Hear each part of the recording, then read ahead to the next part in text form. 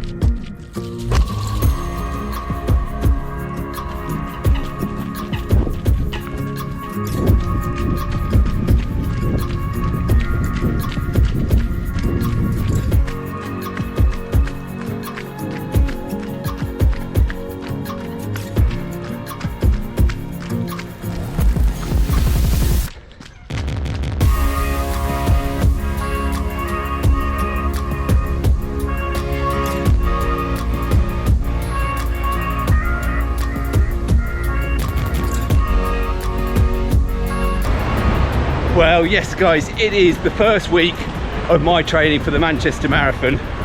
We're kicking things off on Tuesday with a 9-kilometre, fairly easy run.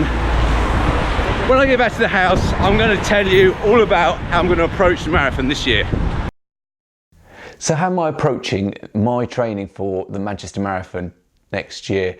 Well, it's an early marathon, that's the first thing to say. It's an early marathon, it's the beginning of April, which I think is the earliest of the major marathons that take place here in the UK. So very different to last year where I didn't even start my training until towards the end of January for the Edinburgh Marathon. For this year, if you want to get 16 weeks of training in, which I guess is around the norm, then you need to start before Christmas. So I'm making a start of it this week. That will be 16 weeks to go until the Manchester Marathon.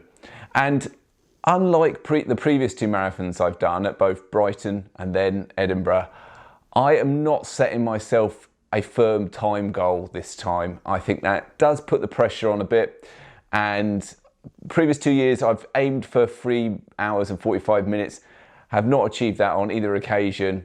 Brighton was my best performance where I came in under 4 hours.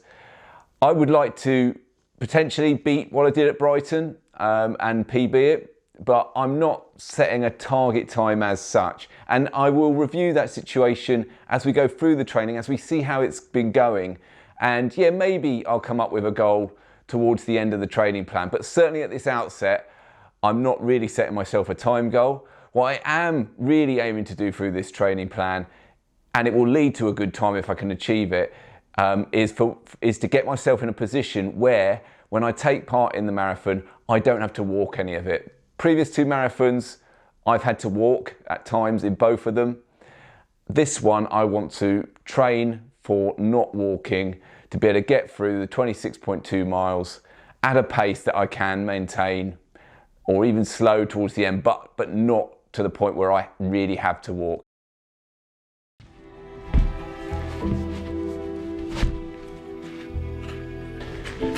Well, got up early this morning. It's a little bit cold, but sun's out, so I thought I'd get out on the trails, get a bit of elevation in, and probably about 5 or 6k for this run this morning.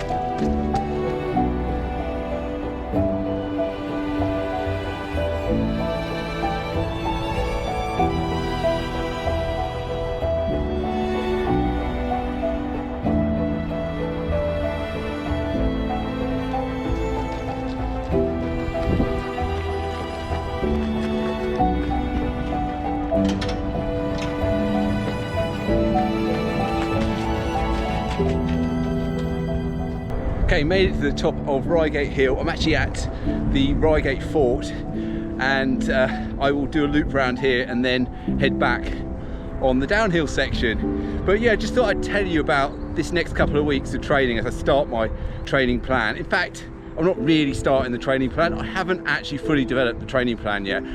I tried a number of times, but this week the week before the Christmas week and the Christmas week itself.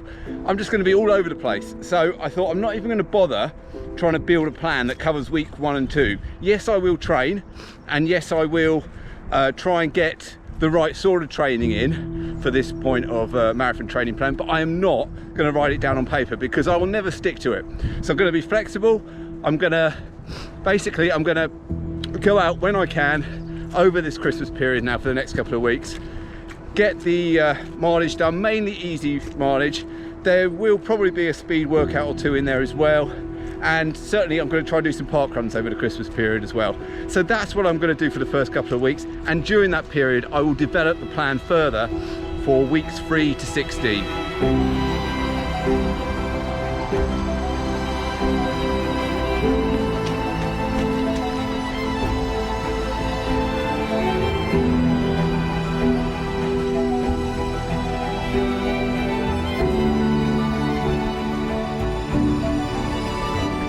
I tell you what, it is really nice to get out on the trails where the ground is so soft at the moment.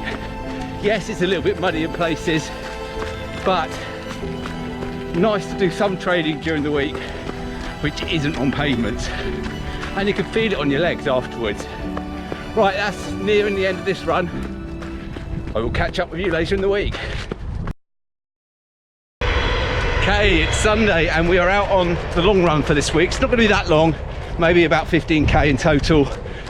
Just fitting it in amongst a lot of other things. And for this season of marathon training, I'm particularly focused on heart rate when I'm doing my long run. I found before that on a long run, particularly in training, even though the pace reduces, it's not as easy as it should be, and often my heart rate is quite high at the end of it. So I've been out in the week doing an easy run. That was on Thursday, and managed to keep the heart rate into the zone 3 for pretty much the duration of that. Was hoping to do the same for this long run, and honestly we have been going really slow, but the heart rate on my watch is just way higher than it should be. So we'll have to have a look at that. Maybe it's the watch thing, maybe it's just me today, but at least I know the pace for this run is going to be nice and slow.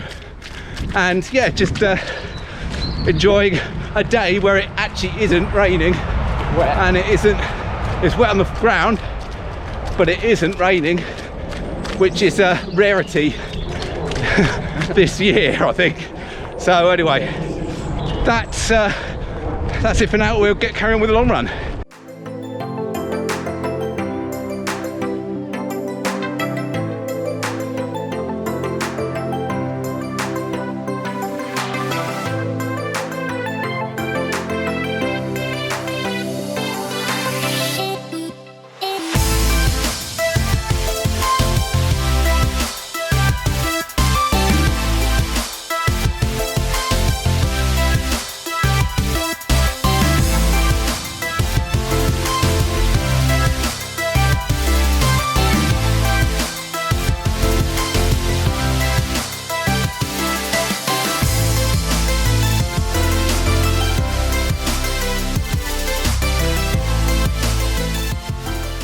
Okay, that is the long run done. We did 15k in the end. We gave up on the heart rate. Either there's something wrong with my watch or something wrong with my heart. It just wasn't registering what it should have been. It was a very conversational pace, no heavy breathing at all, but on my watch the heart rate was reporting it much higher than it should have been.